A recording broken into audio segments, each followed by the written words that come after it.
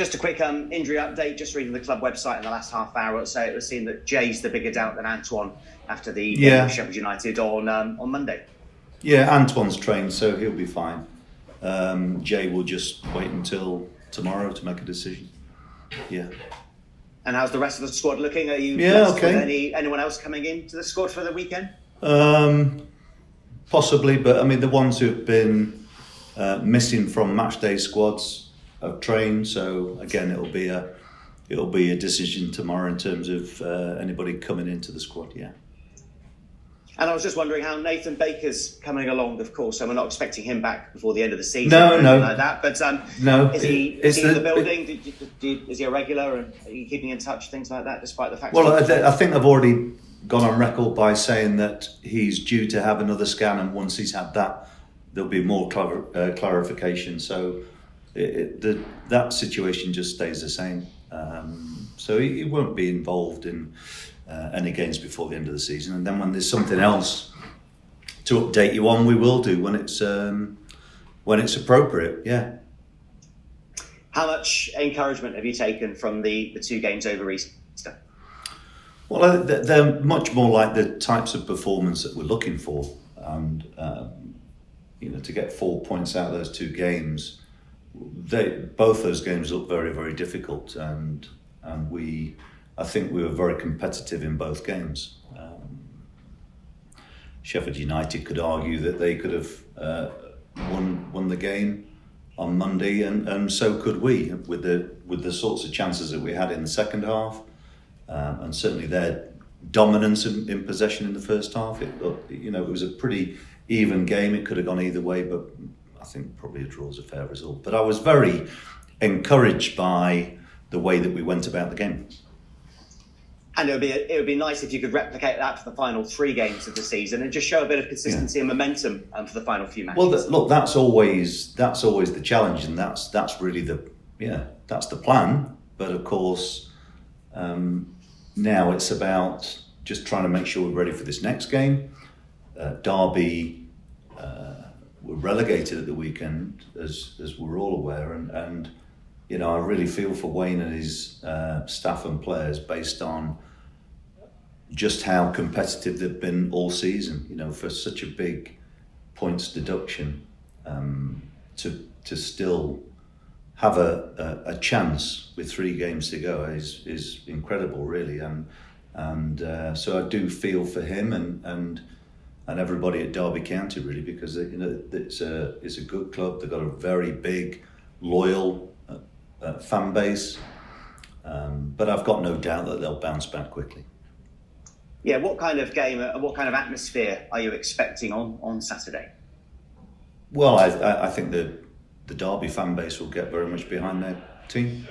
I would expect that, and I think that's what will happen. I think they'll show their appreciation to their team. 2 teams who go into the game with different scenarios, but also that the season is, in terms of outcomes, is settled. So 2 youngish sides too. So I would expect a good game of football. But looking at the fixture at our place, it was a very, very tough game, and on that occasion we came away with 3 points. But it was a very even contest in many ways, and it was one of our. It was a very important win for us at the time. And if I can just ask you about Wayne Rooney, he's only 36 years of age, new to management. How impressed have you been with his leadership, calmness this season, which has been a very difficult situation? Well, the very fact that you've mentioned those qualities, I think it would test anybody. It would test anybody's resolve and dedication. But he's, I think, led the group very, very well. And I don't know him particularly well, but people have spoken very highly about how he's carried himself throughout the season. And from your point of view, there's only 3 games of the season left now. What are you hoping to get out of those final 3 matches? As many points as we can. It's really we've already talked about. You've already asked the question about trying to get some sort of momentum.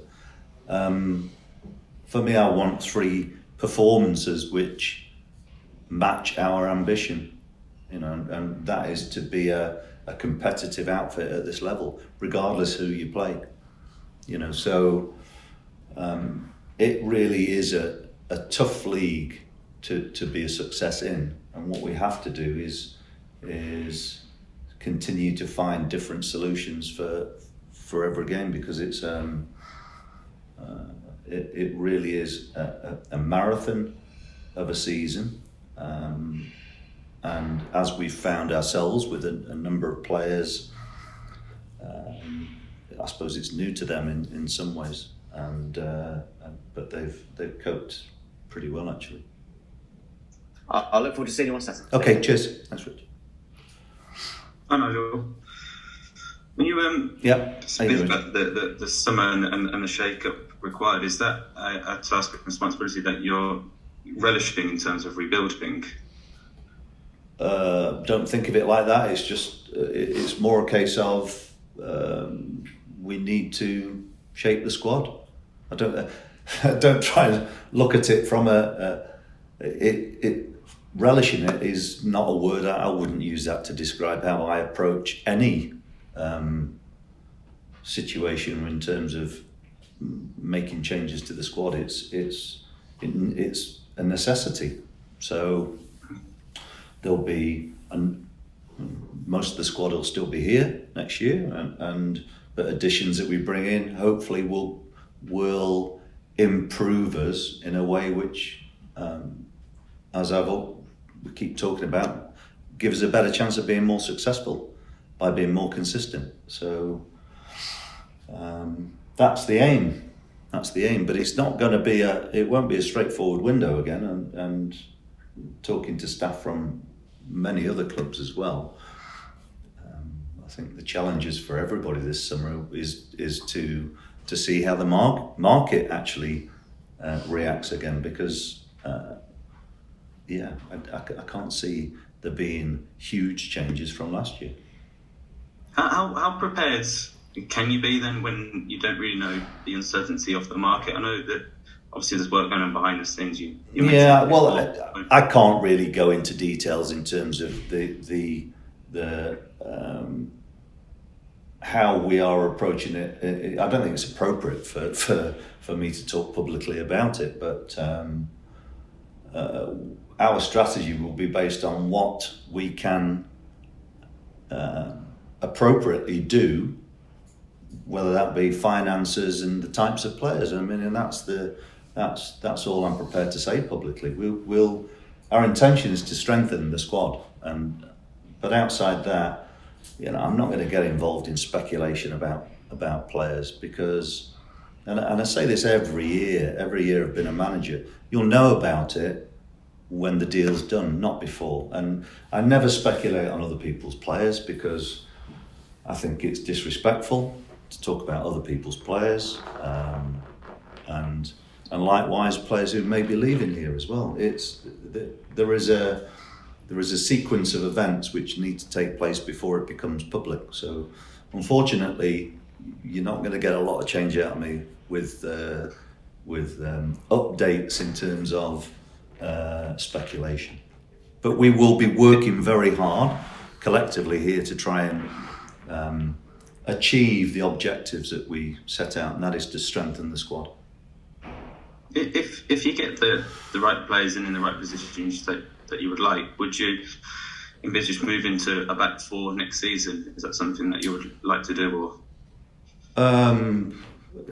again, it depends on the players that we have. The reason that we played with a back five or a back three in terms of central defenders has been out of necessity for a lot of the time, but it also suits the blend of players that we have at the moment. Whether that changes, it will be dependent on whether the prime targets that we're looking for are achieved. And again, probably next question will be, where are the prime targets then? And that'll be, well, I know where they are, but whether we can achieve them or not is another thing. So for me, it's always about trying to find the right system for the players that you have, not, regardless of how people presume I like to play on my preferred formations. I've always been quite flexible in that regard. So I was known as a 4-4-2 man for a long time, and then you come up against you come working with a squad where you can't do that, and you've got to change it. It's quite straightforward, really, in my mind. Mm-hmm. I guess if you wanted to move to a back four, then you'd need more of a defensive midfielder in the squad. No, we'd need a very reliable defence to start with, is what we would need, and in terms of athleticism in midfield and players who are capable of doing a job, whether that be in a 4 or a 3, because you already know I like playing with 2 up top. Even though some people keep putting it as a 4-3-3 with a flat 3, it's never been that. It's 2 up top with 1 behind, and that's how I like to play, and we've had some success with that this season. Quite a bit of success. So that the three main players in those positions have done very, very well.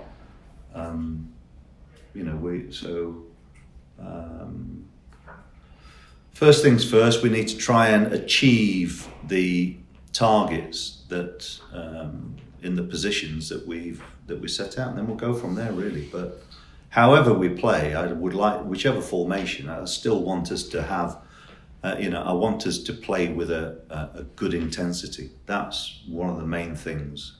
Regardless of the system, I would like us to play with a lot of intensity, and the modern game, it lends itself to pace and power. When we've been able to be a success at times as an attacking team because we've had plenty of pace. So I don't want to. I don't particularly want to change that aspect of what we already have. So improving the squad this year is going to be important, but it's not going to be a massive overhaul, because I doubt that is going to be possible. I wanted to ask you about Alex Scott. He was very interesting. He spoke last week about how he's been a bit frustrated with his form recently. What have you made of it? Made of what? His comment or the subject of his form? Yeah, he's probably about right. Yeah. I mean, but look, again, my expectations are probably a bit more realistic than his. So he's a very ambitious young man who I think has played pretty well, and even when in his own mind he's not played at his best, he's still not been bad. No. But as an 18-year-old who's now got 30-odd, mid-30s appearances this season, and I think 32 starts. Yeah. That is quite a illustration of how highly we rate him at the club, and I also think that. So even if he's not been at his best, he's still been able to be effective during games, and this is where it's really important to recognise that the difference between his best and worst performance probably is a bit closer than some other players who have had a bit more of a roller coaster of a season. So his game understanding is such that even when he's not at his best, he can still contribute in a positive manner to the team. But there's also a sign of his maturity at the age of 18 that both on and off the pitch, that he can come out and reflect on his own performances. But absolutely, but that's a very important quality for players at any age, actually, to be able to reflect in a relatively even way. So no, he's had a really good season. He's had a very impressive introduction, if you like, to the championship for his first full season. So yeah, I think one of the important things will be to again manage expectation next season. Sure. Just for the final 3 games of the season, is there any kind of scope for experimenting on anything that you would previously be more reluctant to do before?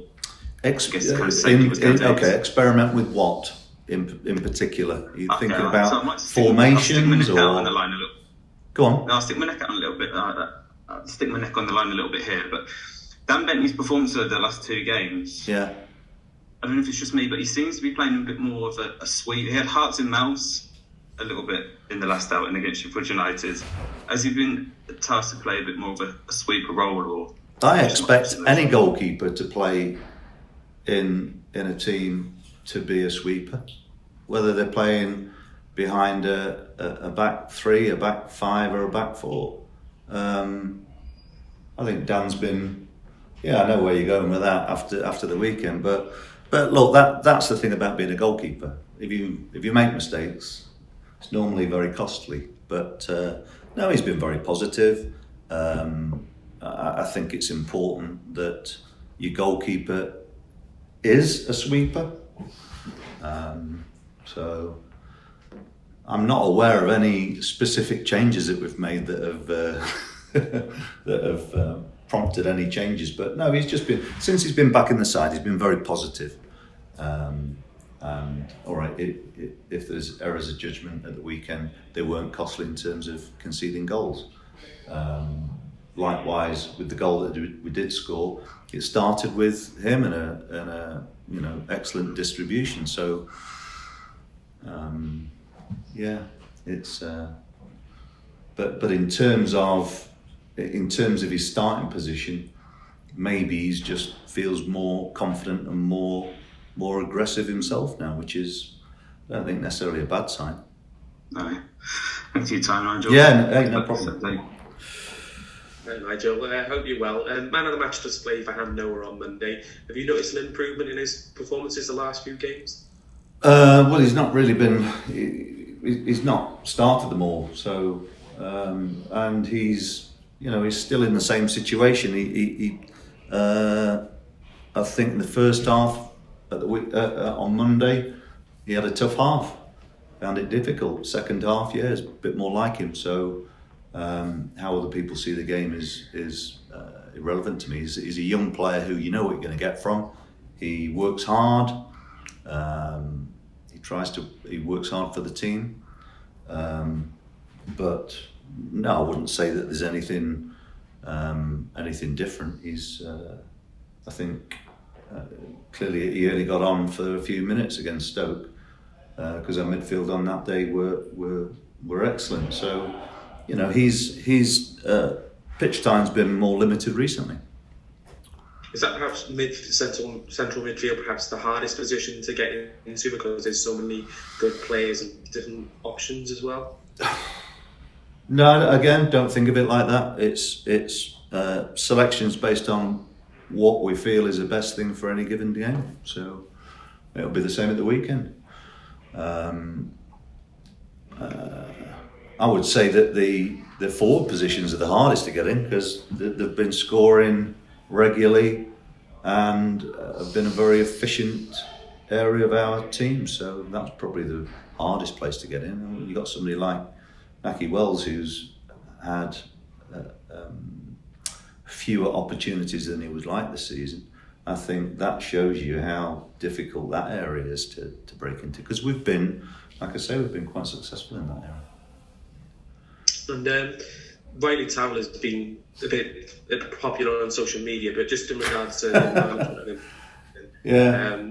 what's it been like to manage him? Because you did think there was an injury reported just around January. Have you managed him? Was it an injury still ongoing or just? Hang on. So, is the question about him as a player or him on social media? Let me get that clear now. It could be both. He's been quite popular. Listen, I'm aware of some of his.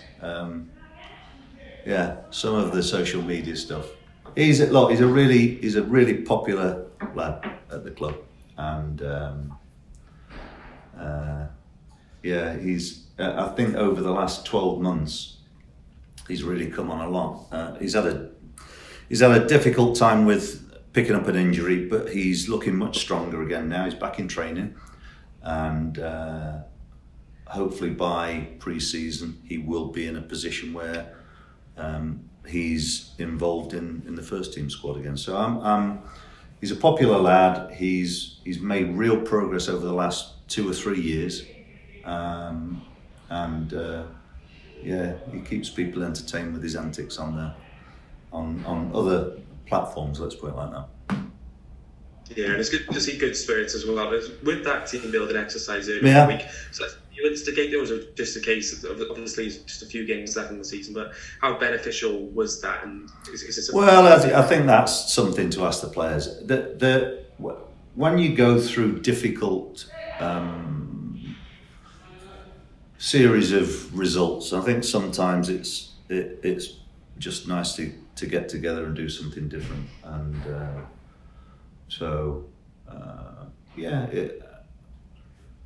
but you need to ask the players that as much as anything. I always think it's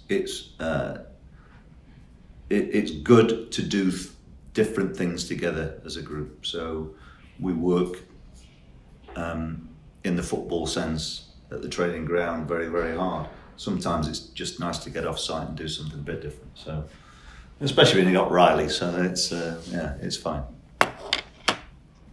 And just lastly, the under-23s top of the league. In regards to results, is results important at under-23s? Of course it is. It's below the first team. It's still a development squad, but you develop quicker when you're successful.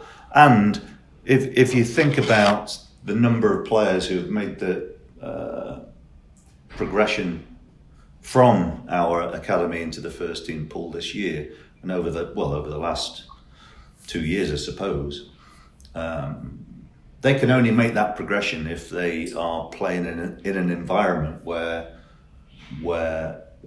performance and success in terms of results to a certain extent as well is measured. So, academies are about developing players on lots of different levels, but I think you'll find that the really successful academies are the ones which get the balance right between the two, and that is learning the game, but also learning how to win, because that's what we're here to do. Yeah, because it's quite a testament to the under-23s Alex Ward's side to be competitive and be top when there's some players that have gone into the first team. For example, the likes of Eamon Benarous, for example, who's dropped in to the first team and the under-23s. It's credit to themselves to be at the top of the league despite losing a lot of their players to the first team. Yeah, but you're missing the point that actually what we're doing then is fast-tracking the players who are below that. So there are players who have come to the attention in the first team because they've been fast-tracked from the 18s up to the 23s. So for me, you don't look at one team in isolation. We look at, and I know the academy staff, and I quite often walk down when Tins is having his meeting with his staff, and it's always about where you can make the step ups throughout the whole academy, and that's one of the best things about working in the same building, is that everybody's aware of those conversations. Thank you, Nigel. Okay, no problem.